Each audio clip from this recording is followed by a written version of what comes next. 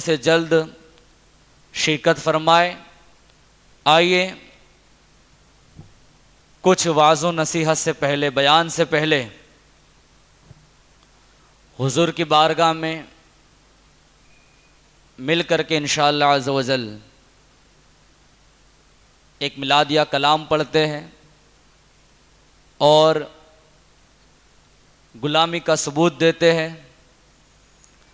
سب سے پہلے جس انداز میں آپ کو درود پاک پڑھاؤں، حضور کی بارگاہ میں ذرا محبت کے ساتھ اپنی آوازوں کو بلند کر درود پاک پیش فرما لے۔ پڑھیں الصلاۃ والسلام علیک یا رسول اللہ، اور بلند آواز سے الصلاۃ والسلام علیک یا حبیب اللہ، الصلاۃ والسلام علیک یا نبی اللہ، وعلی آلک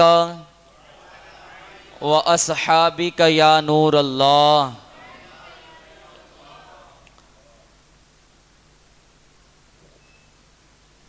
پڑھے درود پاک۔ صلی اللہ علیہ یا رسول اللہ وسلم علیہ، صلی اللہ علیہ یا رسول اللہ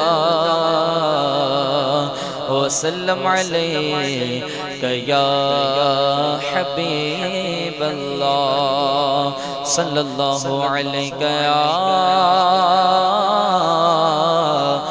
رسول اللہ وسلم علیک یا حبیب اللہ۔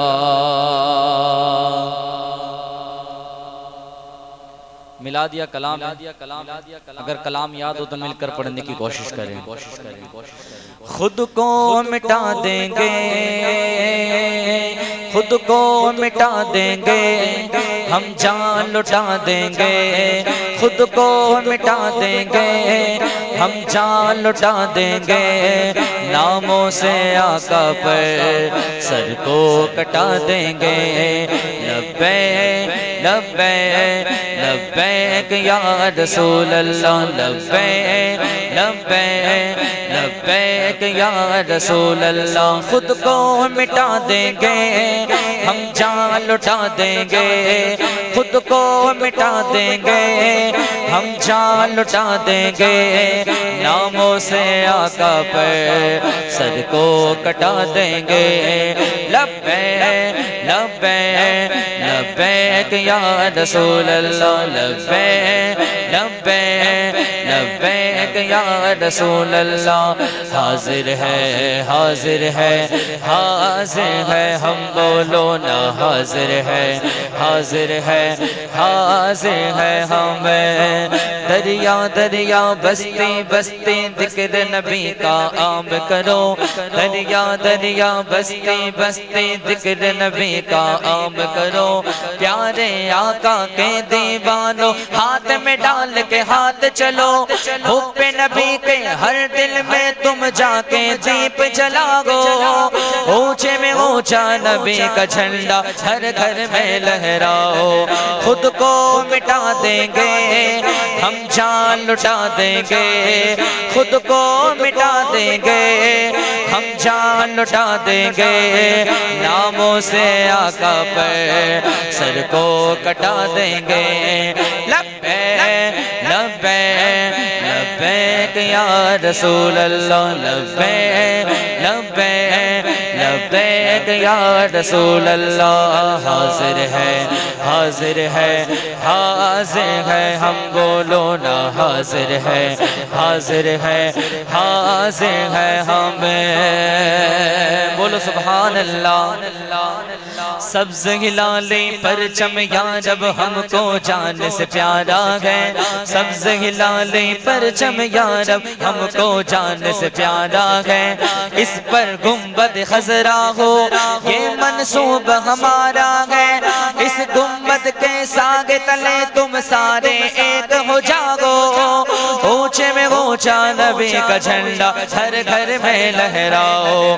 خود کو مٹا دیں گے ہم جان لٹا دیں گے, خود کو مٹا دیں گے ہم جان لٹا دیں گے, ناموں سے آقا پر سر کو کٹا دیں گے. لبیک لبیک لبیک یا رسول اللہ, لبیک لبیک لبیک یا رسول اللہ. حاضر ہے حاضر ہے حاضر ہے ہمیں, حاضر ہے حاضر ہے حاضر ہے ہمیں. رنگ برنگی جھنڈے چھوڑو تھام لو گنبد والا, بولو سبحان اللہ. او رنگ برنگی جھنڈے چھوڑو تھام لو گنبد والا, ہم سے راضی ہو جائے گا سونے مدینے والا. اس پرچم کے ساغ تلے تم مل کر قدم بڑھاؤ, اونچے میں اونچا نبی کا جھنڈا ہر گھر میں لہراؤ. خود کو مٹا دیں گے ہم جان لٹا دیں گے, خود کو مٹا دیں گے ہم جان لٹا دیں گے, ناموں سے آقا پہ سر کو کٹا دیں گے. نعرہ رسالت نعرہ رسالت, لبیک لبیک لبیک یا رسول اللہ, لبیک لبیک لبیک یا رسول اللہ. ابن علی نے مولا علی نے علی علی علی علی علی علی علی علی علی علی علی ابن علی نے کرب و بلا میں تم کو یہ پیغام دیا. ابن علی نے ہاں ہاں ہاں ابن علی نے کرب و بلا میں تم کو یہ پیغام دیا. یاد رکھو پیارے آقا نے تم کو پاک نظام دیا. توڑ دو طاغوتی قوت کو, ظلم کے بادہ کو, اونچے میں اونچا نبی کا جھنڈا ہر گھر میں لہراؤ. خود کو ہم جان لٹا دیں گے. آوازوں کو نکال کر پڑھیں. یہ محفل میلاد کیا ہے, انشاءاللہ عز و جل کبھی موقع ملا تو اس کی سجانے کی برکتیں کیا ہے, ذہن میں ایک حضور پاک کی حدیث ہے, طویل حدیث ہے, انشاءاللہ کبھی سناؤں گا, لیکن یہ وعدہ رہا کہ سناؤں گا کہ یہاں پر بیٹھنے کی برکتیں کیا ہے. تو جب یہاں پر بیٹھنے کی برکت ہے تو یہاں پر پڑھنے کی برکتیں کتنی ہوگی. مل کر پڑھیں. خود کو مٹا دیں گے ہم جان لٹا دیں گے, خود کو مٹا دیں گے ہم جان لٹا دیں گے, ناموں سے آقا پر سر کو کٹا دیں گے. لبیک لبیک لبیک یا رسول اللہ. آخری شعر کہ لب پر نعت پاک کا نغمہ, آپ نے زور سے کہنا ہے کل بھی تھا اور آج بھی ہے. جتنی آواز, یہ آواز جو ملی ہے ہمارا نبی کا صدقہ ہے. تو جس نبی کے صدقے میں آواز ملی ہے اسی نبی کی نعت میں آپ نے اس آواز کو نکالنا ہے. لب پر نعت پاک کا نغمہ,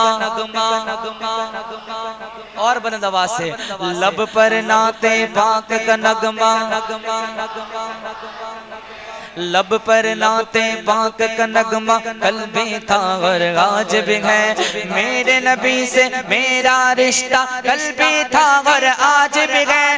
بتلا دو گستاخ نبی کو غیرت سنی سے داغے, بتلا دو گستاخ نبی کو غیرت سنی سے داغے. ان پر مر مٹنے کا جذبہ کل بھی تھا اور آج بھی ہے. خود کو مٹا دیں گے ہم جان لٹا دیں گے, خود کو مٹا دیں گے ہم جان لٹا دیں گے، ناموں سے آقا پر سر کو کٹا دیں گے، سرکار کی آمد دلدار کی آمد، آقا کی آمد داتا کی آمد، آواز نکالو اور زور سے بولو، دیوانوں بولو، دیوانوں بولو مرگا لبیک لبیک لبیک یا رسول اللہ، حاضر ہے حاضر ہے حاضر ہے ہم، حاضر ہے حاضر ہے حاضر ہے ہم۔ نعرہ تکبیر، نعرہ رسالت، سرکار کی آمد، آقا کی آمد، نعرہ حیدری۔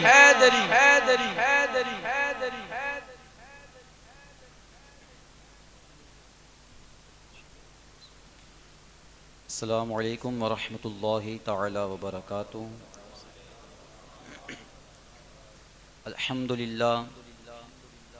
للہ الذی السماوات والارض، الصلاة والسلام علی سیدنا وحبیبنا وکریمنا وطبیبنا وقلب طبیبنا محمد وعلی آلہ واصحابہ وازواجہ واہل بیتہ محمد۔ قال اللہ تبارک و تعالی فی القرآن المجید فی احسن الحدیث، اعوذ باللہ من الشیطان الرجیم، بسم اللہ الرحمن الرحیم۔ وَلَقَدْ نَصَرَكُمُ اللَّهُ بِبَدْرٍ وَأَنْتُمْ أَذِلَّةٌ فَاتَّقُوا اللَّهَ لَعَلَّكُمْ تَشْكُرُونَ۔ صدق اللہ العظیم وبلغنا رسولہ النبی الامین الکریم، وَنَحْنُ عَلَى ذَلِكَ لَمِنَ الشَّاهِدِينَ وَالشَّاكِرِينَ وَالْحَمْدُ لِلَّهِ رَبِّ الْعَالَمِينَ۔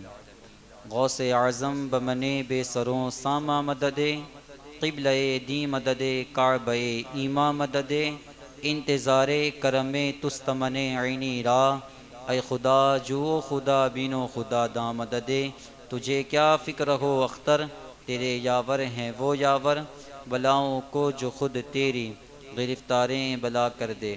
کچھ معروضات آپ کی سماعتوں کے حوالے کروں اس سے قبل آئیے ہم اور آپ مل کر انتہائی محبت و عقیدت کے ساتھ ساری ہی کائنات کے مرکز عقیدت، ہم غریبوں کے غم خسار، ہم غریبوں کی سرور مصطفیٰ جان رحمت، شمع بزم ہدایت، شب اسراء کی دلہا، نوشہ بزم جنت، دانائے کل مولائے کل، ختم الرسل خسرو خوباں، سیاح لا مکاں، مالک انس و جاں وجہ کن فکاں، در اللہ المکنون سر اللہ المخزون، عالم ما کان و ما یکون، آب و گل انبیاء، جان و دل اصفیاء، مطلع ہر سعادت، مقطع ہر سیادت، خلاصہ کائنات، فخر موجودات، جناب احمد مجتبیٰ محمد مصطفیٰ رواحنا فدا صلی اللہ تعالی علیہ وسلم کی بارگاہ عظیم والا میں جس انداز میں آپ کو درود پاک پڑھاؤں،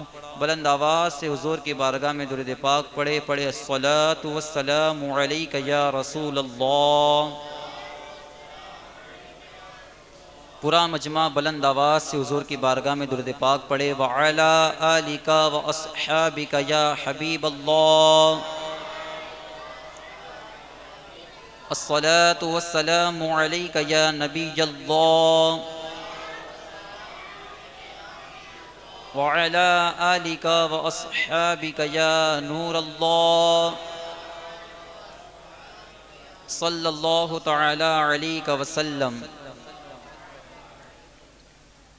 وہ دسو جن کو جنت کا مجدہ ملا، وہ دسو جن کو جنت کا مجدہ ملا، اس مبارک جماعت پہ لاکھوں سلام، اور شور تکبیر سے تھر تھراتی زمین، شور تکبیر سے تھر تھراتی زمین، جنبش جیش نصرت پہ لاکھوں سلام، اور جانثاران بدر و احد پر درود، جانثاران بدر و احد پر درود، حق گزاران بیعت پہ لاکھوں سلام، ان کے مولا کے ان پر کروڑوں درود، ان کی اصحاب و عطرت پہ لاکھوں سلام، جس مسلمان نے دیکھا انہیں ایک نظر، اس نظر کی بصارت پہ لاکھوں سلام۔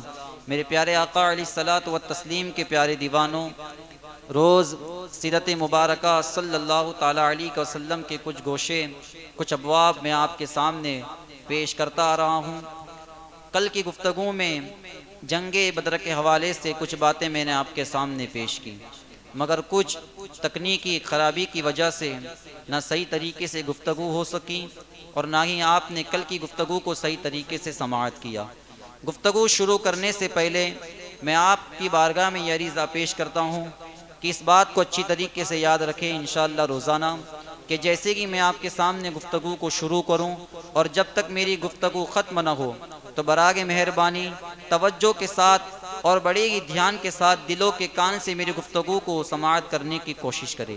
یہاں پر نہ کوئی واقعات آپ کے سامنے پیش ہو رہے ہیں، نہ قصہ کہانی آپ کو بتائی جا رہی ہے، سیرت رسول صلی اللہ تعالیٰ علیہ وسلم کے کچھ گوشے آپ کی سماعتوں کے حوالے کیے جا رہے ہیں۔ بھلا آپ سوچیں وہ عاشق کیسا عاشق ہوگا جو اپنے معشوق کی بات کو صحیح طریقے سے نہ سنے، وہ محبوب وہ محب کیسا محب ہوگا جو اپنے محبوب کی داستان کو صحیح طریقے سے نہ سنے۔ تو جب بھی سیرت رسول میں آپ کے سامنے روزانہ پیش کروں، بس آپ کو توجہ کے ساتھ بڑے دھیان سے میری گفتگو کو سماعت کرنا ہے۔ جب تک میں آپ کے سامنے کھڑا رہوں، مہربانی کر کے برائے کرم توجہ کے ساتھ آپ میری گفتگو کو سماعت کریں۔ اور دوسری بات یہ بھی یاد رکھیں، میں بار بار آپ کو یہ نہیں کہوں گا آپ سبحان اللہ کہیں، توجہ کے ساتھ سنیں، یہ کرے وہ کرے، بس ایک مرتبہ وہ کہتے ہیں نا عقل مند کو اشارہ کافی ہے۔ الحمدللہ یہاں پر ساری کی عقل مند ہے، تو ایک بار بس میں نے آپ کو سمجھا دیا، امید ہے آپ میری گفتگو کو میری بات کو سمجھ چکے ہوگے۔ اب کل کی گفتگو میں نے آپ کو بتایا کہ ہجرت رسول کے بعد صحابہ کرام اور رسول کائنات صلی اللہ تعالیٰ علیہ وسلم کی ذات جب مدینہ شریف تشریف لاتی ہے، مدینہ شریف آ کر کے کن کن مصیبتوں کا سامنا صحابہ رسول کرتے ہیں۔ مسجد کو تعمیر کرتے ہیں، اس کے بعد پھر جو ہے کہ مہاجران اور انصار صحابہ رسول کائنات ایک دوسرے کو بھائی بناتے ہیں۔ گویا رسول کائنات مدینہ شریف آ کر کے انصار اور مہاجر کو یہ درس دے رہے ہیں کہ ایک ہی صف میں کھڑے ہو گئے محمود و ایاز، نہ کوئی بندہ رکھا نہ کوئی بندہ نواز۔ اس کے بعد پھر آپ دیکھیں عبداللہ ابن عبی جو منافقوں کا سردار ہیں، مدینہ شریف میں رہ کر کے کس طریقے سے وہ پروپیگنڈا مسلمانوں کے خلاف کر رہا ہے، زبان سے تو اللہ اللہ کی صدائیں لگا رہا ہے، اس کے دل میں عداوت رسول موجود ہے۔ کل یہ تمام گفتگو آپ سماعت کر چکے ہیں۔ اب جنگ بدر کی جو عظیم جنگ ہے اور جو عظیم داستان ہے، ہاں یہ وہی داستان ہے حق اور باطل کی جو جناب آدم علیہ السلام اور شیطان کے درمیان سے چلی آ رہی ہے۔ یہ حق اور باطل کی وہی داستان ہے جو جناب موسیٰ علیہ السلام اور فرعون کے درمیان سے چلی آ رہی ہے۔ یہ حق اور باطل کی وہی داستان ہے جو جناب ابراہیم خلیل اللہ علیہ السلام اور نمرود کے درمیان سے چلی آ رہی ہے۔ وہی حق اور باطل کی داستان سیرت رسول صلی اللہ تعالیٰ علیہ وسلم کے اندر ہمیں جنگ بدر کی شکل میں دکھائی دیتی ہے۔ جنگ بدر اسلام کی پہلی جنگ ہے۔ اس جنگ کو رب تبارک و تعالیٰ نے قرآن مقدس کے اندر، قرآن مجید کے اندر جگہ جگہ اس جنگ کا جو ہے کہ ذکر فرمایا ہے، مگر بڑی تفصیل کے ساتھ اس جنگ کو رب تبارک و تعالیٰ نے سورہ انفال کے اندر ذکر فرمایا ہے۔ اس جنگ کو رب تبارک و تعالیٰ قرآن کے اندر یوم الفرقان کہہ کر کے ذکر کر رہا ہے۔ اس جنگ کو رب تبارک و تعالیٰ یوم الفرقان کہہ رہا ہے قرآن مجید کے اندر۔ اب یوم الفرقان کا مطلب کیا ہے، اسی بھی ذرا توجہ کے ساتھ سنیں۔ یوم الفرقان یعنی فرق پیدا کرنے والا دن، یوم الفرقان یعنی تفریق پیدا کرنے والا دن۔ اس دن کائنات نے، اس دن رب کائنات نے حق اور باطل کے اندر فرق پیدا کیا ہے۔ اس دن رب کعبہ نے حق اور باطل کے اندر جو ہے کہ ایک دیوار کھینچی ہے حق اور باطل کی، مسلمان اور جو ہے کہ کافروں کے درمیان میں رب تبارک و تعالی حق اور باطل کی دیوار کو کھینچ رہا ہے۔ قرآن کہہ رہا ہے یہ جو دین ہے حق اور باطل کے الگ ہونے کا دین ہے، جو رسول کائنات صلی اللہ تعالی تعالی علیہ وسلم کے ساتھ ہے، قدرت اور قرآن انہیں حق کے ساتھ کہہ رہا ہے، اور جو رسول کائنات کے سامنے دشمن ہے قرآن انہیں باطل کہہ رہا ہے۔ یعنی آپ یوں سمجھے کہ جو رسول کائنات کے عاشقان رسول ہے قرآن انہیں حق والا کہہ رہا ہے، اور جو دشمنان رسول سامنے موجود ہے قرآن انہیں باطل والا کہہ رہا ہے۔ یعنی یہ جو دین ہے حق اور باطل کے الگ ہونے کا دین ہے، یوم الفرقان ہے۔ المختصر، میرے پیارے آقا علیہ الصلوۃ والتسلیم کے پیارے دیوانوں، آخر یہ جو جنگ بدر ہے، جنگ بدر ہوتی کیوں ہے؟ جنگ بدر کے پیچھے کا پس منظر کیا ہے؟ جنگ بدر ہونے کے پیچھے کے اسباب کیا ہے؟ جب رسول کائنات صلی اللہ تعالی علیہ وسلم اور صحابہ کرام مکے کو چھوڑ کر مدینہ شریف ہجرت فرماتے ہیں، آپ صلی اللہ تعالی علیہ وسلم اور آپ کے اصحاب نے مکے کو چھوڑ دیا ہے۔ مکے کو چھوڑ کر کے اب وہ مدینہ شریف تشریف لاتے ہیں۔ اب کفار یہ سوچتے ہیں، یہودی یہ سوچتے ہیں، بت پرست یہ سوچ رہے ہیں کہ اب یہ تو مکے سے نکل کر مدینہ شریف جا چکے ہیں،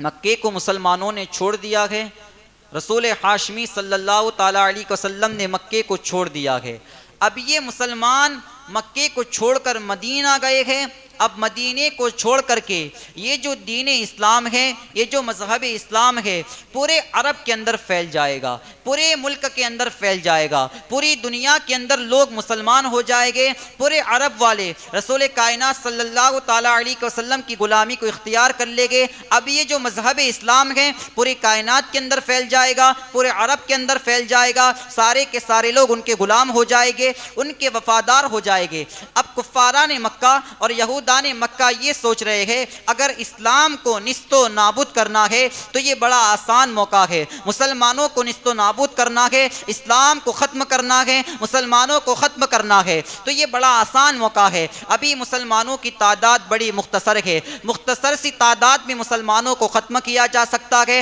مختصر سی تعداد میں اسلام والوں کو اور اسلام کو ختم کیا جا سکتا ہے۔ ابھی یہ ذرا سی قلیل تعداد میں ہے، قلیل تعداد سے یہ لوگ کثیر تعداد کی طرف بڑھے، اس کے پہلے ان کا خاتمہ کر دیا جائے، یہ دین پورے عرب کے اندر پوری کائنات کے اندر پھیل جائے، اس سے پہلے مسلمانوں کا خاتمہ ہو۔ کل بھی میں نے آپ کو بتایا کہ آج کے یہودی بھی اور کل کے کفار جو سوچ رکھ رہے تھے آج کے کافر بھی وہی سوچ رکھ رہے ہیں۔ کل کے کفار یہ سوچ رکھ رہے تھے، یہ فکر تھی کہ کسی نہ کسی طریقے سے اسلام کو ختم کر دیا جائے، مسلمانوں کو نیست و نابود کر دیا جائے۔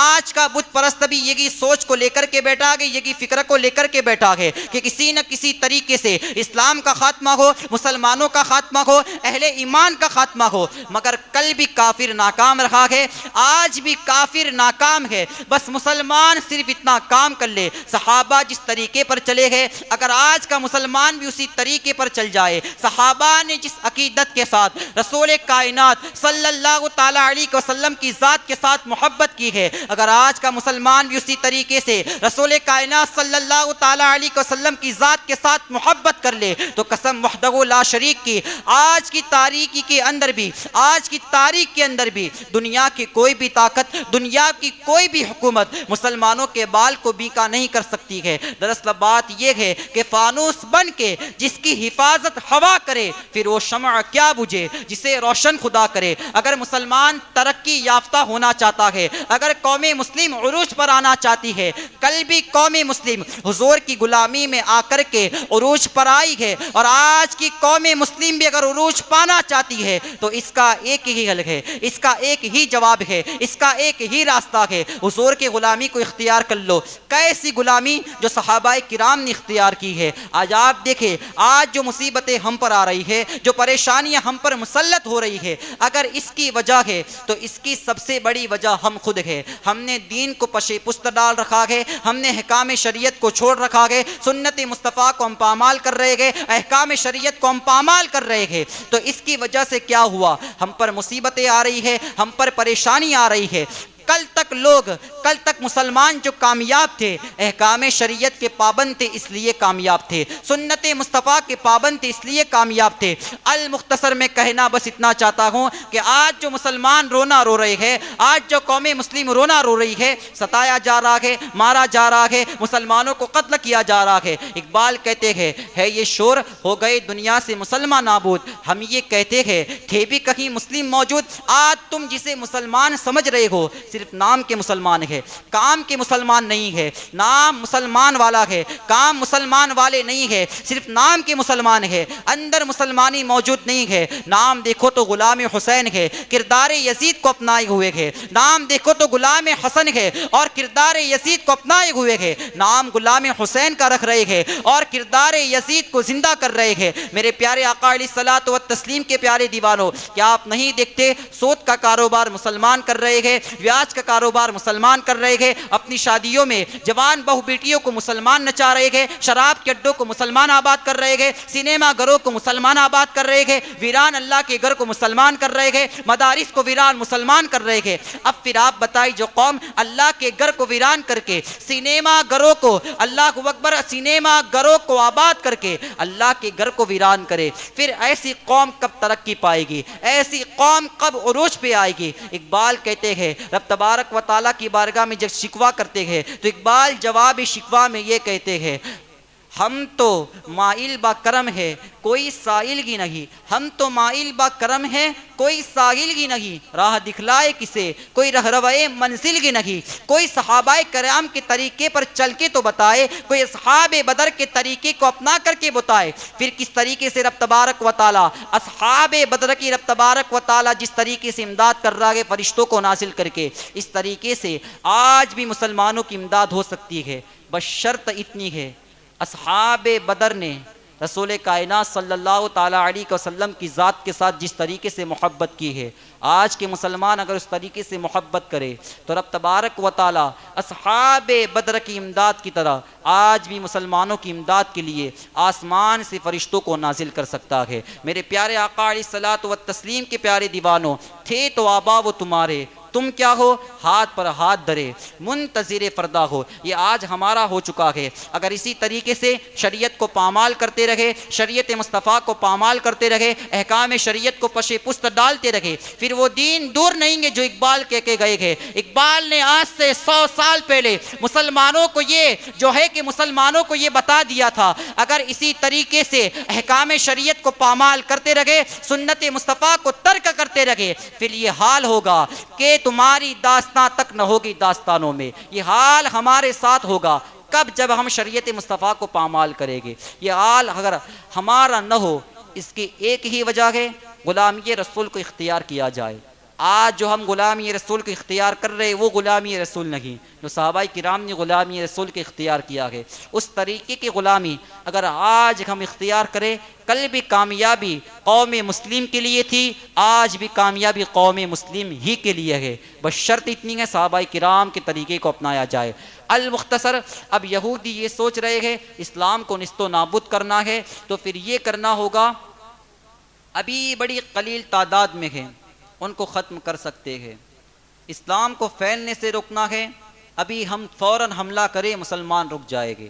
اب ہوا یہ، اب کفاران مکہ اور یہودان مکہ لشکر کو تیار کر رہے ہیں، لشکر زرار کو تیار کر رہے ہیں۔ اب کافر اور یہودی یہ کر رہے ہیں اور یہ مشورہ کیا کہ ایک تجارتی قافلے کے لیے ہم روانہ ہوں، ایک کاروباری قافلے کے لیے ہم روانہ ہو، اور تجارتی قافلے کے اندر جو بھی منافع ملے گا، جو بھی فائدہ ہوگا، اس منافع کی رقم سے، اس فائدے کی رقم سے ہم لشکر زرار تیار کریں گے، اور پھر جب وہ لشکر تیار ہوگا تو مسلمانوں پر حملہ کریں گے۔ یہ یہودی اور کافروں کی سوچ ہے۔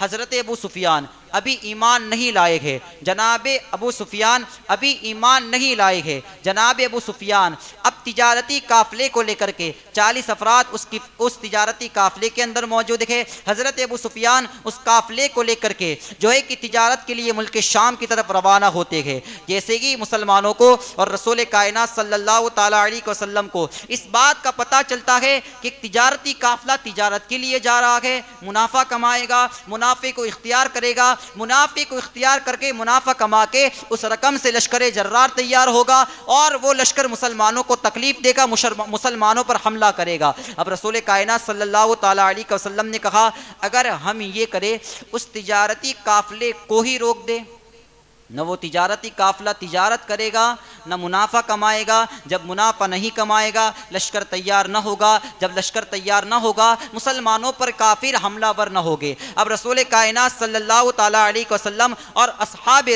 رسول کائنات کے ساتھ اس تجارتی قافلے کا تعاقب کر رہے ہیں، اس تجارتی قافلے کے پیچھے جا رہے ہیں۔ المختصر جناب ابو سفیان کو پتہ چل جاتا ہے، ابو سفیان بڑے چالاک اور چتور کے زمانہ جاہلیت ہی سے۔ اب جناب ابو سفیان کو جیسے کہ پتہ چلا مسلمان تعاقب کر رہے ہیں، حضور پیچھے آ رہے ہیں، قائد المرسلین پیچھے آ رہے ہیں، فوراً ہی آپ نے اپنے سفر کو جو ہے کہ دوسری راہ پر موڑا اور وہاں سے آپ نکل گئے۔ اب جیسے کہ مسلمان کفار اور یہودیوں کے پیچھے تھے، یہاں سے جناب ابو سفیان ایک تیز گھوڑ سوار کو خط لے کر کے مکے کی طرف روانہ کرتے ہیں۔ خط میں یہ لکھتے ہیں مسلمان پیچھے ہیں، مسلمانوں کے نبی پیچھے ہیں، اگر تجارتی قافلے کو بچانا چاہتے ہو، اپنے مال و دولت کو بچانا چاہتے ہو، تجارتی قافلے کی اگر تم جو ہے کہ بچانا چاہتے ہو، اب تمہیں یہ کرنا ہوگا مسلمان ہم تک پہنچے اس سے پہلے تمہیں مسلمانوں تک پہنچنا ہوگا۔ مسلمان ہمارا تعاقب کر رہے ہیں، تم ان کا تعاقب کرو۔ اگر تم اپنی مال و دولت کو بچانا چاہتے ہو، جو تم نے مال و دولت تجارتی قافلے میں لگایا ہے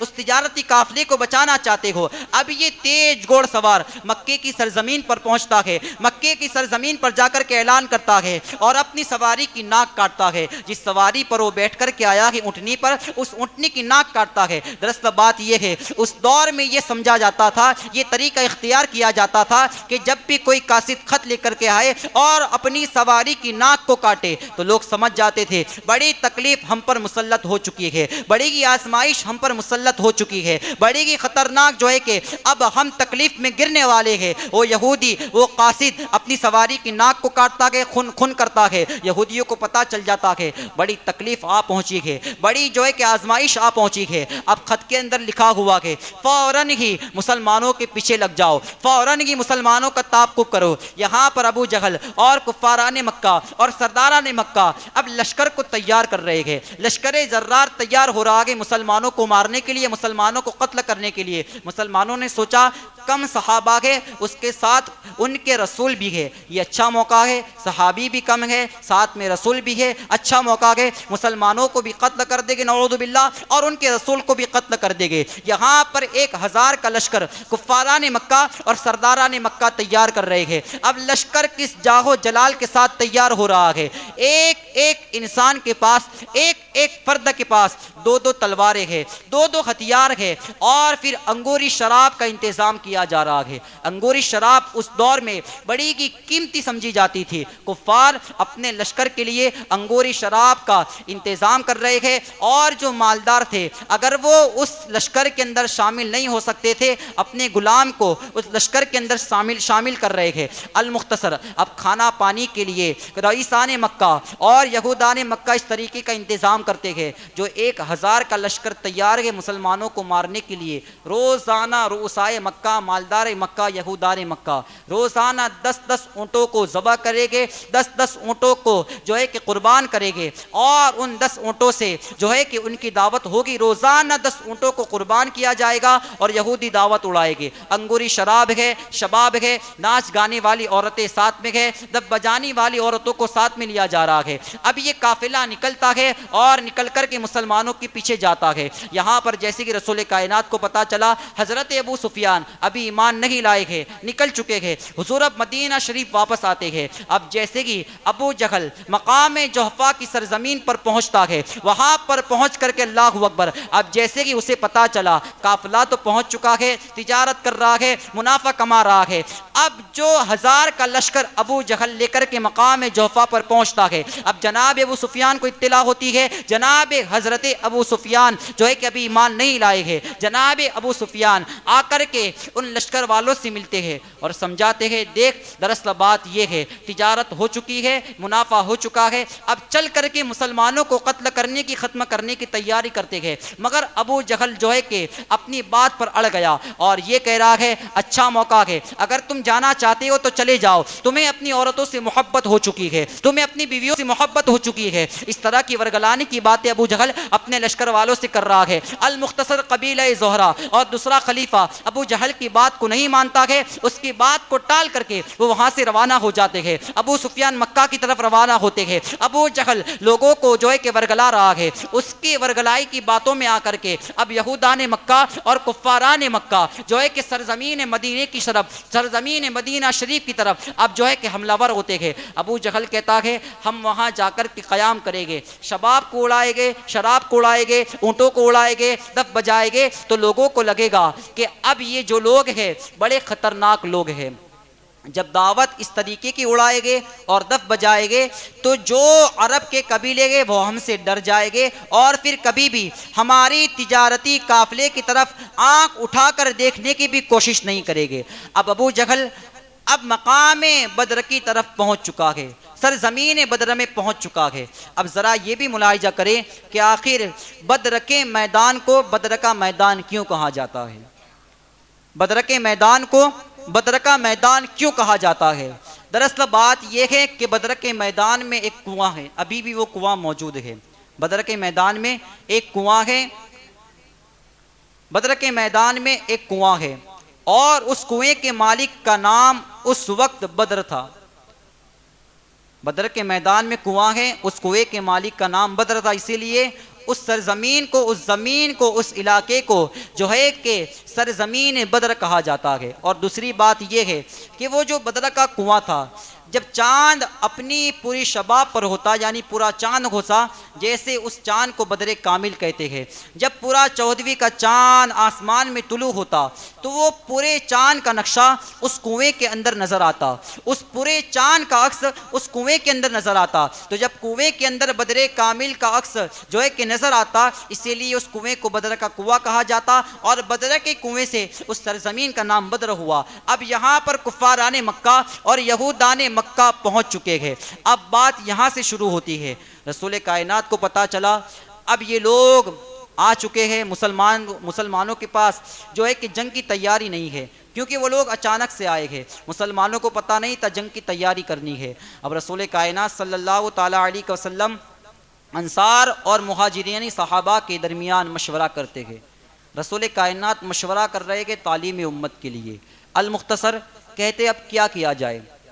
اب انصار اور مہاجر رسول کائنات صلی اللہ تعالیٰ علیہ وسلم کی بارگاہ میں عریضہ پیش کرتے، یا رسول اللہ صلی اللہ تعالیٰ علیہ وسلم آپ ہم سے نہ پوچھیں، آپ جو کہے گے ہم آپ کے حکم کی تعمیل کریں گے۔ یہ جو جان ہے آپ کے لیے ہے، یہ جو مال ہے آپ کے لیے ہے، ہم آپ کے لیے ہے، یہ جو ہم جب آپ کے لیے ہے، ہماری جانیں آپ کے لیے ہے، ہمارا مال آپ کے لیے ہے، پھر آپ ہم سے پوچھا نہ کریں۔ ہم قوم موسیٰ کی طرح نہیں ہے، جب قوم موسیٰ اور جناب موسیٰ علیہ السلام جنگ کے ارادے سے نکلے تو ان کی قوم نے جو کہا تھا اے موسیٰ تو لڑ اور تیرا خدا لڑے گا۔ ہم قوم موسیٰ کی طرح نہیں ہے، ہم اپنا مال بھی آپ کے قدموں پر قربان کرے گے، اپنی جان بھی مرتے دم تک آپ کے قدموں پر قربان کرے گے۔ گویا صحابہ کرام حضور کی بارگاہ میں عریضہ پیش کر رہے ہیں، یا رسول اللہ ہم آگے یہاں تمہارے لیے، بدن میں جان تمہارے لیے، جسم میں جان تمہارے لیے، ہمارا مال بھی جو ہے تمہارے لیے ہے۔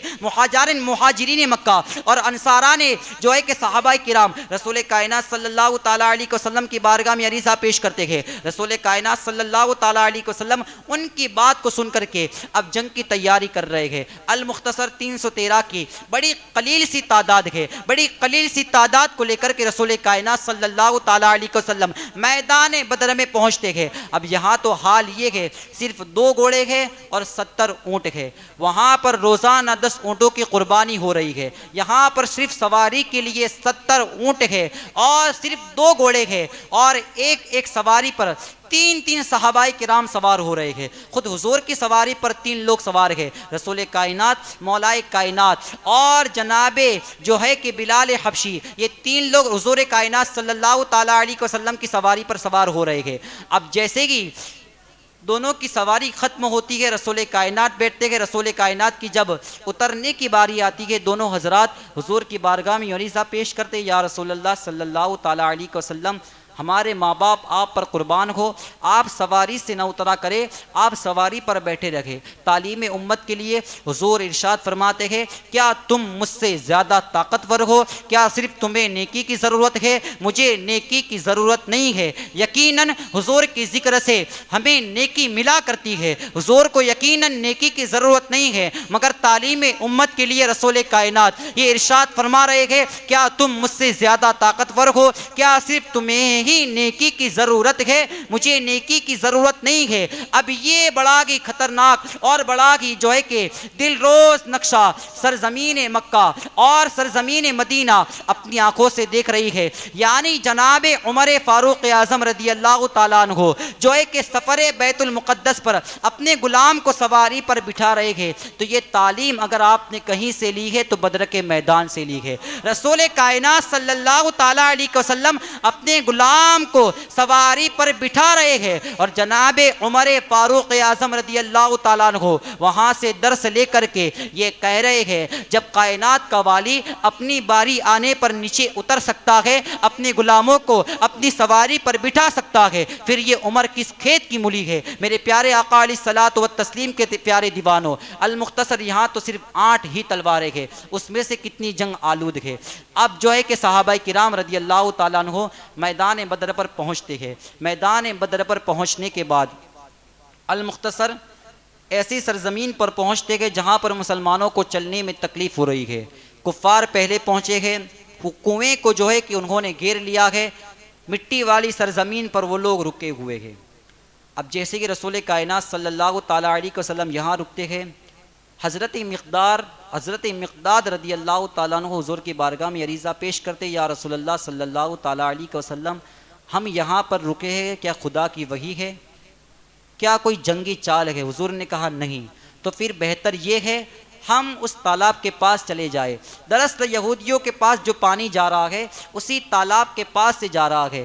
رسول کائنات صلی اللہ تعالیٰ علیہ وسلم یہاں بھی اصحاب رسول اپنے صحابہ کا مشورہ سن رہے ہیں اور سن کر کے تعلیم امت کے لیے اس پر عمل بھی کر رہے ہیں. حضور نے فوراً یہ اعلان کیا، حضرت مقداد جو کہہ رہے کہ اس پر عمل کیا جائے، تالاب کے پاس جایا جائے. اب رب تبارک و تعالیٰ قرآن کے اندر سورہ انفال کے اندر کہتا ہے، کیا مسلمانوں تمہیں یاد نہیں ہے کہ تمہاری امداد کے لیے ہم نے آسمان سے بارش کا نزول کیا تاکہ یہودی جہاں پر بیٹھے ہوئے ہیں، اب جیسے کہ آسمان سے بارش ہوتی ہے، جو مٹی کی اس پر بارش پڑتی ہے وہاں کیچڑ کیچڑ ہو جاتا ہے. جب مٹی پر بارش گرتی ہے کیچڑ کیچڑ ہو جاتا ہے. اب یہودی لوگوں کو چلنے میں دقت ہو رہی ہے، پریشانی ہو رہی ہے. یہاں پر جو ریتیلی سرزمین ہے وہاں پر بارش برسنے سے وہ جو سرزمین کے پکی اور مضبوط ہو جاتی ہے. صحابہ کرام کو رسول کائنات صلی اللہ تعالیٰ علیہ وسلم یہ خوشخبری دیتے ہیں، یہ جو انتظام ہے رب تبارک و تعالیٰ کی طرف سے ہے، یہ جو امداد ہے رب تبارک و تعالیٰ کی طرف سے ہے. صحابہ کرام اس سرزمین میں جو ہے کہ پالی بناتے ہیں، پال بناتے ہیں، پانی کو اکٹھا کرتے ہیں وضو کے لیے، پینے کے لیے. اب المختصر اب پھر جنگ شروع ہوتی ہے. جنگ شروع ہونے کے پہلے رات کو ایک عجیب نقشہ ہے. صحابہ کرام سوئے ہوئے گئے. قرآن میں رب تبارک و تعالیٰ یہ بھی کہہ رہا ہے، کیا تمہیں یاد نہیں کہ اس رات کی تاریکی کے اندر ہم نے تم پر نیند کو مسلط کیا تاکہ تم آرام کر سکو. رب تبارک و تعالیٰ کہہ رہا ہے کہ صحابہ کو ہم نے چین کی نیند سلا دیا. صبح جنگ ہونی ہے، کون شہید ہوگا کون بچے گا پتہ نہیں ہے. صحابہ کرام بڑی آسانی کے ساتھ بڑے چین کے ساتھ سو رہے ہیں. ان کو رب تبارک و تعالیٰ کی ذات پر توکل ہے، رسول کائنات صلی اللہ تعالیٰ علیہ وسلم کی ذات پر ان کو بھروسہ ہے. تمام اصحاب سو رہے ہیں، صرف ایک ذات جاگ رہی ہے. تمام اصحاب سو رہے ہیں، صرف ایک ہی ہستی جاگ رہی ہے. اس ہستی کو، اس ذات کو رسول کائنات صلی اللہ تعالیٰ علیہ وسلم کی ذات کہا جاتا ہے. ایک بات بڑی کی بہترین بات میں نے پڑھی، تمام اصحاب سو رہے ہیں، حضور کی ذات جاگ رہی ہے. ایسا کیوں ہوا؟ آپ دیکھیں کہ جو بھی امت ہوتی ہے تمام اصحاب سو رہے ہیں، حضور جگ رہے ہیں. جو بھی امت ہوتی ہے اس امت کی جو تقدیر ہوتی ہے وہ اس کے نبی ہوتے ہیں. تمام جتنی بھی امتیں ہیں ان امت کی جو تقدیر ہوتے ہیں وہ ان کے نبی ہوتے ہیں. گویا صحابہ سو رہے ہیں ان کی تقدیر جگ رہی ہے. صحابہ سو رہے ہیں ان کی تقدیر جگ رہی ہے. اب بھلا آپ بتاؤ کسی انسان کی تقدیر جگی رہے تو ناکام کس طریقے سے ہو سکتا ہے, وہ شکست کس طریقے سے کھا سکتا ہے. صحابہ سو رہے ہیں ان کی تقدیر جگ رہی ہے. اور پھر یہ ہوا, اب صبح کے اندر جنگ کا اعلان ہوتا ہے, جنگ شروع ہوتی ہے. بڑا ہی عجیب معاملہ ہے. عمر فاروق اعظم کہتے ہیں کہ سامنے جو میرا ماموں ہے, کون ماموں؟ ابو جہل. یہ جناب عمر فاروق اعظم رضی اللہ تعالیٰ عنہ کے رشتے میں ماموں ہوتا ہے. عمر فاروق اعظم کہتے ہیں سامنے جو میرا ماموں ہے میں اسے قتل کروں گا. یہ بڑا ہی عجیب جو جنگ بدر کی داستان ہے بڑی عجیب ہے. یہاں پر بھانجا ہے, وہاں پر ماموں ہے, یہاں پر بیٹا ہے جناب صدیق, جہاں پر باپ ہے جناب صدیق اکبر کی شکل میں, وہاں پر عبد الرحمن بن ابو بکر کے بیٹے کی شکل میں. کہیں پر باپ ہے, کہیں پر سامنے بیٹا ہے, کہیں پر بھانجا ہے, کہیں پر سامنے ماموں ہے, کہیں پر چچا ہے, کہیں پر سامنے بھتیجا ہے, کہیں پر باپ ہے, کہیں پر سامنے بیٹا ہے. بڑا ہی عجیب معاملہ ہے جنگ بدر کا. میرے پیارے آقا علیہ الصلوۃ والتسلیم کے پیارے دیوانوں, صحابہ یہ کہہ رہے ہیں یا رسول اللہ صلی اللہ تعالیٰ علیہ وسلم جو آپ سے بیگانہ ہو گیا پھر وہ ہمارا نہیں رہا ہے. اگر کوئی اپنا ہے آپ سے محبت نہیں کر رہا وہ ہمارا نہیں ہو سکتا. اگر کوئی بیگانہ ہے آپ سے محبت کر رہا ہے وہ ہمارا ہو سکتا ہے. اگر کوئی بیگانہ کے حضور سے محبت کرے ہم اسے اپنا سکتے ہیں. گویا صحابہ کرام جنگ بدر کے میدان میں قیامت تک آنے والے مسلمانوں کو یہ پیغام دے رہے ہیں, یہ درس دے رہے ہیں, نبی سے جو ہو بیگانہ اسے دل سے جدا کر دے. نبی سے جو ہو بیگانہ اسے دل سے جدا کر دے. پدر مادر برادر جان و ماں سب ان پر فدا کر دے.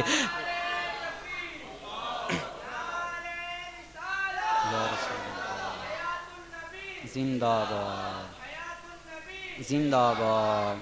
صحابہ یہ درس دے رہے ہیں جو آپ کا گئے وہ ہمارا ہے. اگر اپنا گئے اگر بیگانہ گئے اس کے باوجود بھی اگر اپنا گئے آپ سے محبت نہیں کر رہا پھر وہ ہمارا نہیں ہو سکتا. صحابہ کرام جنگ بدر کے اندر, جنگ بدر ہمیں بہت ساری چیزیں سکھاتی ہے. رب تبارک و تعالیٰ کی ذات پر کیسا اعتماد رکھنا ہے, اس کی ذات پر کیسا بھروسہ رکھنا ہے. رسول کائنات صلی اللہ تعالیٰ علیہ وسلم کی ذات پر سب کچھ قربان کرنا یہ صحابہ کرام جنگ بدر سے ہمیں سکھا رہے ہیں. کوئی بھی سامنے ہو اگر آپ سے محبت نہیں کر رہا پھر وہ ہمارا نہیں ہو سکتا. المختصر اس جنگ کے اندر پھر مسلمان بڑے بڑے سرداران یہودیوں کو اور سرداران کافروں کو قتل کر رہے ہیں. ابو جہل اس میں قتل ہوتا ہے, عتبہ اس میں قتل ہوتا ہے, ابن شیبہ اس میں قتل ہوتا ہے. بڑے بڑے سرداران مکہ اور بڑے بڑے سرداران کفار اس کے اندر شہید ہو رہے ہیں. میرے پیارے آقا علیہ الصلوۃ والتسلیم کے پیارے دیوانوں, اور قرآن اسی بات کی طرف اشارہ کر رہا ہے وَلَقَدْ نَصَرَكُمُ اللَّهُ بِبَدْرٍ وَأَنْتُمْ أَذِلَّةٌ فَاتَّقُوا اللَّهَ لَعَلَّكُمْ تَشْكُرُونَ. یاد کرو جب تم جنگ بدر کے میدان میں بے سر و سامان تھے اس وقت رب تبارک و تعالیٰ نے تمہاری مدد کی, تمہاری امداد کی ہے. میرے پیارے آقا علیہ الصلوۃ والتسلیم کے پیارے دیوانوں, اب جنگ بدر کے اندر بڑے بڑے کفاروں کو جو ہے کہ بڑے بڑے کافر اور بڑے بڑے سرداروں کو صحابہ کرام قتل کرتے ہیں. جنگ بدر کے میدان میں 70 کافر قتل ہوتے. کتنے کافر؟ 70 کافر قتل ہوتے ہیں. ان 70 کافروں میں سے رسول کائنات صلی اللہ تعالیٰ علیہ وسلم کے جو عظیم خلیفہ کے مولا کائنات ان 70 کافروں کے اندر سے 35 کافروں کو تنے تنہا مولا کائنات جہنم واصل کرتے ہیں. تمام صحابہ کرام مل کر کے 35 کو قتل کرتے ہیں اور مولا کائنات تنے تنہا 35 کو قتل کرتے ہیں. میرے پیارے آقا علیہ الصلوۃ والتسلیم کے پیارے دیوانوں, ابو جہل کو کس نے قتل کیا؟ ابو جہل کو 2 معصوم بچے قتل کر رہے ہیں. یعنی جنگ بدر کے اندر جو جتنا زیادہ مغرور کافر تھا وہ اتنی ذلت کی موت مرا ہے. ابو جہل بڑا گمنڈی تھا, بڑا مغرور تھا, حضور کا بڑا گستاخ تھا, حضور کی شان میں بڑی گستاخیاں اور بے ادبی جو ہے کہ کیا کرتا تھا. رب کائنات دو معصوم بچے سے اس کو قتل کروا رہی ہے، اور مرتے مرتے اسی بات کا ابو جہل رونا رو رہا ہے، مجھے قتل کیا دو معصوم بچوں نے قتل کیا، مجھے قتل کیا دو معصوم بچوں نے ہی قتل کیا ہے۔ اور جب ابو جہل قتل ہوا، مرنے کے قریب ہے، اسے پتا کہ یہاں پر رسول کائنات نے نشان لگا رہا ہے، وہاں سے ہٹنے کی کوشش کر رہا ہے، دوسرا نشان دیکھتا ہے وہاں سے ہٹ رہا ہے، تیسرا نشان دیکھتا ہے وہاں سے ہٹ رہا ہے۔ المختصر، اب ابو جہل وہاں پر مرتا ہے، صحابہ کہتے جہاں پر رسول کائنات نے ابو جہل کے لیے نشان لگایا تھا وہاں پر آخر ابو جہل جو ہے کہ قتل ہوتا ہے، دم توڑتا ہے۔ اور پھر جنگ بدر سے بے شمار جو ہے کہ اسباق اور بے شمار درس جو ہے کہ مسلمانوں کو سیکھنے ملتے ہیں۔ اور پھر یہ جو عظیم جنگ ہے، اس کے اندر اب تبارک و تعالیٰ نے مسلمانوں کو جنگ عظیم کے اندر فتح عظیم عطا کی ہے، کافروں کو شکست عطا کی ہے۔ تو یہ عظیم جنگ ہے، اس سیرت مصطفیٰ سے ہم بہت کچھ سیکھ سکتے ہیں، بس شرط یہ ہے ہم سیرت مصطفیٰ کے قریب ہو۔ سیرت مصطفیٰ جو ہے کہ سیرت رسول اللہ صلی اللہ تعالیٰ علیہ وسلم کو بس ہمیں پڑھنے کی ضرورت ہے۔ رب تبارک و تعالیٰ کی بارگاہ میں دعائے دوران بیان کسی بھی طرح کی خطا و لغزش ہوئی ہو، تمام خطاؤں کو معاف فرمائے۔ سیرت مصطفیٰ کو پڑھ کر، قرآن مقدس کو پڑھ کر، اسے سمجھ کر ہم تمام کو عمل کرنے کی نیک توفیق رفیق عطا فرمائے۔ وما علینا الا البلاغ۔ السلام علیکم ورحمۃ اللہ وبرکاتہ۔ ایک بات یہ سماعت فرمائے، یہ بڑی ناگزری بات ہے، یہ بڑا مطلب عجیب لگتا ہے۔ ہم لوگ یہاں پر جتنے بیٹھے ہیں، یہ ہم تمام حضور کی میلاد سے محبت کرنے والے، سارے حضور کی میلاد سے محبت کرنے والے سارے لوگ مل کر نعرہ گائے، نعرہ رسالت، نعرہ رسالت۔ اور الحمدللہ ہم لوگ اتنی رات کو، کہ اتنی رات میں ہمیں اپنے گھر میں ہونا چاہیے، فیملی کے ساتھ میں ہونا چاہیے، بستر میں ہونا چاہیے، دسترخوان پر ہونا چاہیے، ہم نے یہ ساروں کو چھوڑ کر ہم اللہ کے گھر میں حضور کی میلاد کے لیے اکٹھا ہوئے۔ لیکن بڑی تعجب کی بات ہے، اور یہ بات میرے دل میں بڑی چبھتی ہوئی ہے بحیثیت امام، کہ میں اس مسجد کا امام ہوں، اور یہ میں بات آپ کو نہ بتاؤں۔ یہ چبھتی ہے مجھے بات کہ عشاء کی نماز پڑھ کر پھر ہم گھر چلے جاتے ہیں، اس محفل کو ہم سنا رکھ دیتے ہیں کہ جس محفل کو، جس نے اس مسجد کو آباد کیا، پیر طریقت رہبر رائے شریعت حضرت صوفی عبداللہ شاہ بابا رحمۃ اللہ تعالیٰ علیہ، انہوں نے اس محفل کو آباد کیا جس کو ہم اور آپ ختم خواجگان کہتے ہیں۔ ہم یار اس میں چند گنے چنے لوگ، 7-8 لوگوں کو چھوڑ کر کے چلے جاتے ہیں، اور پھر محفل میلاد میں آ کر کے کھانا وانا کھا کر کے بس۔ اب میں یہ کہنا چاہتا ہوں کہ اب چند رات بچے ہیں، کتنا چاند ہو گیا، آج 7ویں محفل ہے، 7ویں محفل ہے، چند محفل بچی ہے۔ میں آپ سے صرف اتنی گزارش کروں گا کہ آپ لوگ اس محفل میں بیٹھے، اگر اس محفل کی فضیلت برکتیں اگر آپ سنیں گے نا، تو یاد رکھنا یہ ہم جو 12 دن کی میلاد کی محفل سجا رہے ہیں نا، اگر آپ اس محفل میں اگر 365 دن بیٹھو گے تو یاد رکھنا جو محفل میلاد کا ثواب آپ کو یہ 12 دنوں میں مل رہا ہے نا، تو انشاءاللہ عز و جل وہی ثواب آپ کو ختم خواجگان شریف کی یہ 10 یا 12 منٹ کی محفل میں بیٹھنے سے بھی مل سکتا ہے۔ اللہ پاک ہم تمام کو ختم خواجگان میں حاضری دینے کی نیک توفیق عطا فرمائے۔ تو میں گزارش کروں گا آپ کو کہ بس چند راتیں بچی ہے، آپ کھانے سے جلدی فارغ ہو جائے، یا پھر یہ میں آپ کا امام ہوں، میں ابھی گھر جا کر کے کھانا کھاؤں گا، میں کھانے کی قربانی دے کر کے اس محفل میلاد میں آتا ہوں، تو آپ بھی اگر چند رات اگر اس کی قربانی دیتے ہیں، آپ عشاء کی نماز میں بھی جو آپ نے ماشاءاللہ الحمدللہ گیدرنگ بنائی ہے، یہ جو ہم نے سنکھیا بڑھائی ہے محفل میلاد کی، آپ عشاء کی نماز میں بھی آئے، عشاء کی نماز پڑھ کر آپ لوگ گھر نہ جائے بلکہ ختم خواجگان میں بیٹھے۔ چند منٹ کی یہ محفل ہوتی ہے، چند منٹ کی محفل کے بعد فوراً ہی حضور کی نعت شروع ہو جاتی ہے، آپ حضور کی نعت میں بھی حاضری دیں، اور انشاءاللہ عز و جل آپ نے دیکھا ہے کہ چند اشعار پڑھ کر حضرت کے ہاتھ میں مائک ہوتا ہے، اور انشاءاللہ عز و جل 10 بجے کے قریب یہ محفل ہم ختم کر دیتے ہیں۔ تو انشاءاللہ وعدہ کرتے ہو آپ لوگ کہ کل کے ختم خواجگان میں آپ لوگ انشاءاللہ حاضری دیں گے۔ اللہ ہم تمام کو عشاء کی نماز میں بھی حاضری دینے کی نیک توفیق عطا فرمائے، ختم خواجگان میں بھی حاضری دینے کی نیک توفیق عطا فرمائے۔ اللہ پاک ہم تمام کو ایسی محفل آباد کرنے کی نیک توفیق عطا فرمائے۔ صلاۃ و سلام کے لیے کھڑے ہو جائیں۔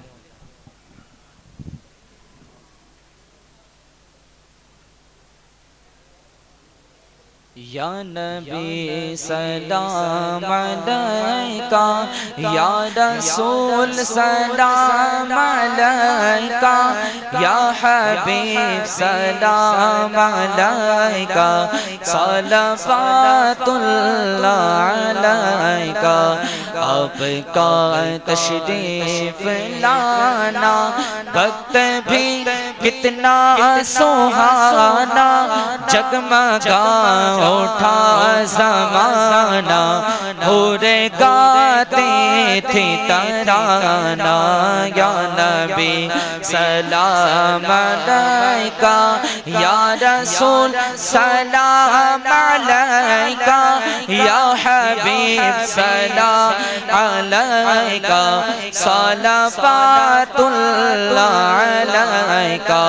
آپ آگے پیر کے دن، نور لاگے پیر کے دن، کفر بھاگا پیر کے دن، شور و پائے پیر کے دن۔ یا نبی سلام علیکہ، یا رسول یا حبیب سلام علیکہ، صلوات اللہ علیکہ۔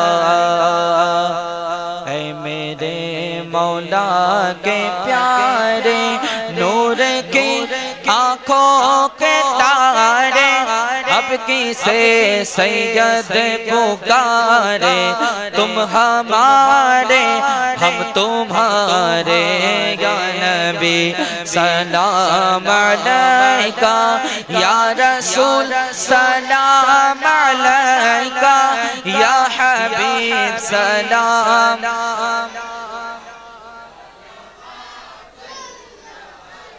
الصلاۃ والسلام علیک یا رسول اللہ، الصلاۃ والسلام علیک یا حبیب اللہ، الصلاۃ والسلام علیک یا نبی اللہ، وعلی آلک واصحابک یا شفیعنا یوم الجزاء۔ الفاتحہ۔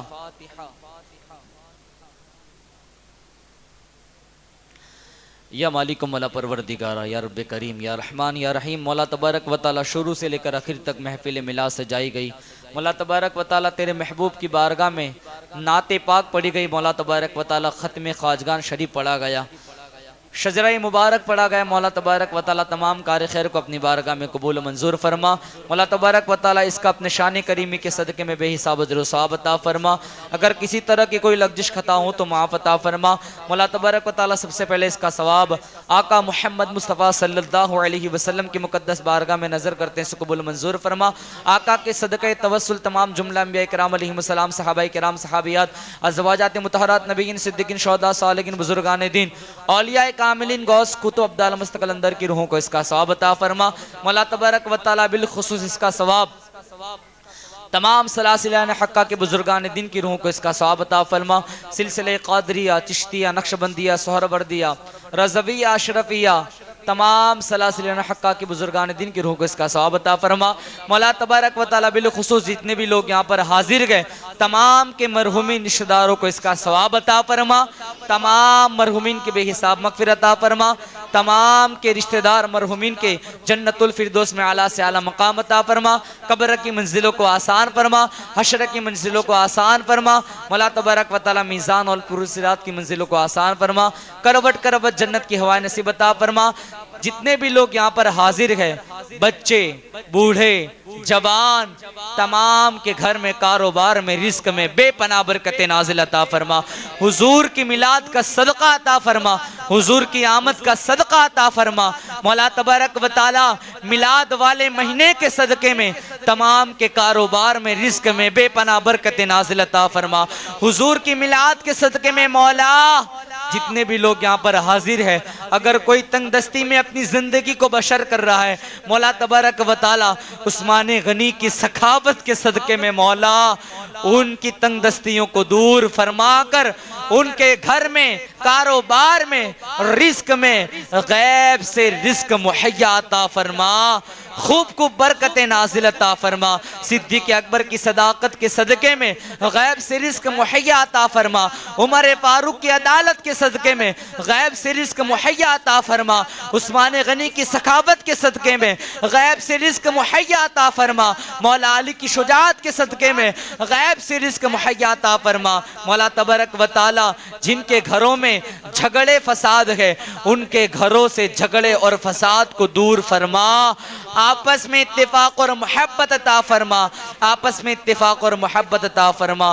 مولا تبارک و تعالی جن نوجوانوں نے مل کر اس محفل پاک کو آباد کیا، علماء کرام کو بلا کر کے مولا تبارک و تعالی حضور کی نعت اور مولا تبارک و تعالی حضور کی ذکر کی محفل کو سجایا، ان نوجوانوں کے علم میں، عمل میں، عمر میں بے پناہ برکت نازل عطا فرما، ان نوجوانوں کے کاروبار میں، رزق میں مولا تبارک و تعالی وسعت نازل عطا فرما، کاروبار میں، کامیابی میں دین دگنی رات چوگنی ترقی عطا فرما، جو مانگا وہ بھی عطا فرما، جو مانگنے سے رہ گیا وہ بھی عطا فرما۔ لی خمسۃ اطفی بکا حر الوباغ الحاتمہ المصطفى والمرتضى وبناهما والفاطمہ ان اللہ وملائکتہ یصلون علی النبی یا ایھا الذین آمنوا صلوا علیہ وسلموا تسلیما۔ اللہم صلی علی محمد وعلی آل محمد مبارک وسلم صلاۃ و سلام علیک یا رسول اللہ صلی اللہ علیہ وسلم۔ سبحان ربک رب العزۃ عما یصفون وسلام علی المرسلین والحمد للہ رب العالمین۔ حق لا الہ الا اللہ محمد رسول اللہ صلی اللہ علیہ وسلم۔